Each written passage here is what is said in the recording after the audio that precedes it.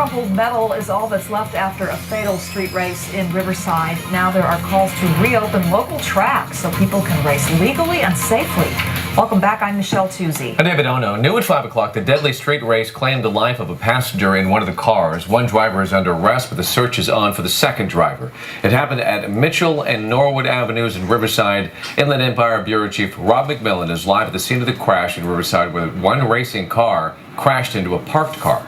Rob.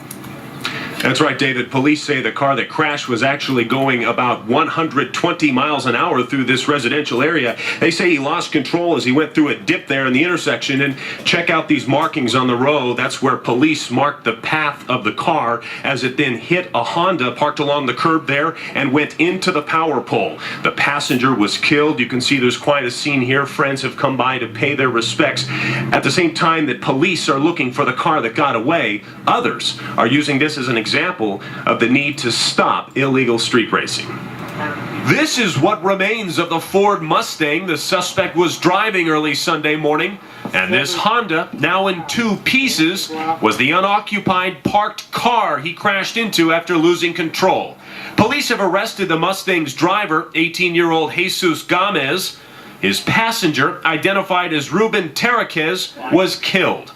Police say the other car, the one Gomez was apparently racing, got away. The other vehicle will be held accountable. Both racers contributed to this death. Riverside Police Sergeant Skip Showalter says it's tragic to see wrecks attributed to street racing happen time and time again. It's very frustrating for us that these incidents even occur. We educate the public as best as we can.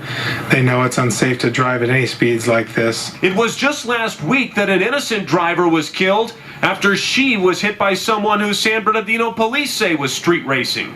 All of these incidents are renewing calls to reopen places like the Auto Club Dragway in Fontana, places where people can legally and safely race other cars. It keeps people from street racing. Sean Gatewood is a racer. He says when tracks close, which is what's happening in Southern California, racers take to the streets. If we're not giving them an outlet, if we're not giving them a legal place to go race their car, and they have a car sitting at home with all the time and money and vested interest in it, it's really forcing them to go find places to race their cars. And while Riverside Police acknowledge that reopening tracks won't stop street racing completely, they do say it will help. People have a need for speed, so to speak, and if they can do it in a safe environment that's controlled with medical personnel on scene, what better place to do it than an environment like that? And call Riverside Police at 951-826-8723 if you know anything about the car that sped off. Again, a very sad situation out here. An 18-year-old lost his life in an incident the other night. Again, police are asking you if you know anything about that car that sped off, described as a silver sedan. Please call detectives. Live in Riverside, Rob McMillan, ABC 7 Eyewitness News. Rob, thank you. Guilty in a domestic violence case involving his wife. Sheriff Ross Mercarimi reached a plea bargain.